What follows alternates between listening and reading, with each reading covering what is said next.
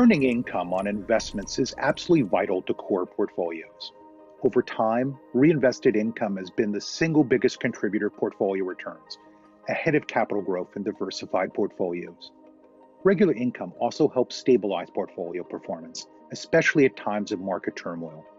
Traditionally, the largest source of portfolio income has been high-quality bonds.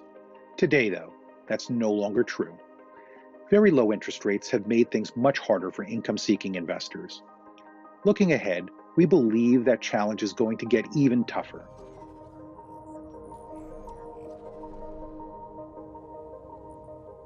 The COVID-19 pandemic has forced governments worldwide to borrow heavily to soften the blow from the crisis. In the coming years, we expect them to borrow and spend even more in an effort to restore economic growth. So how will already highly indebted governments cope with even more debt? We think the answer is an approach called financial repression. This involves central banks forcing interest rates below the rate of inflation, typically for some time. Artificially low interest rates make it easier for governments to pay interest on their huge debts, and ideally help private borrowers too. With interest rates below inflation, the real value of the debt gets eaten away over time, making it easier to repay.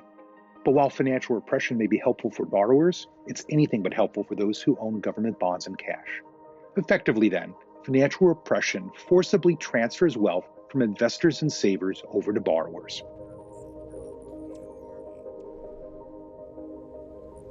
Of course, financial repression is nothing new. In the decades after World War II, many governments around the world also needed to lighten their debt burden. In the US, financial repression helped cut federal debt from more than 100% of GDP in 1945 to just 25% by 1975. But while the US debt burden became much lighter, those holding cash and bonds felt a great deal of pain. An allocation of US 10-year Treasury bonds in 1945 would have taken 40 years to start earning a positive real return, and holding cash would have taken 38 years to earn a positive return after inflation. By contrast, equities performed significantly better than bonds and cash for much of that period. The lesson from this is clear. Amid financial repression, sitting in cash and waiting for a better time to invest is an even worse strategy than usual. Not only do you risk missing out on returns elsewhere, but you also face inflation eroding the real value of your cash. With financial repression looming, it is time to put your cash to work.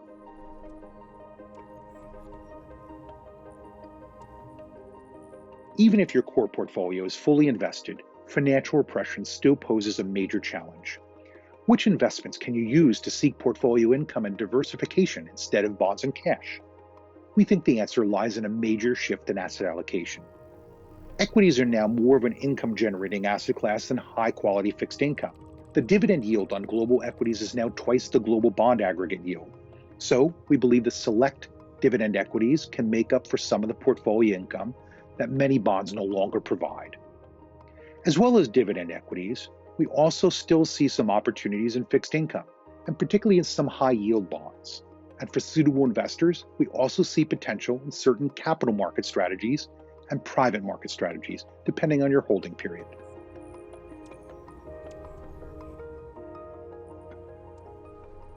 Financial repression may seem like an unfamiliar and daunting challenge for your core portfolio, but we want to stress there are many positive steps you can take to prepare for it. By putting your excess cash to work and shifting your asset allocation, you can seek vital income and diversification when they're most needed. Let us help you overcome financial repression in your portfolio.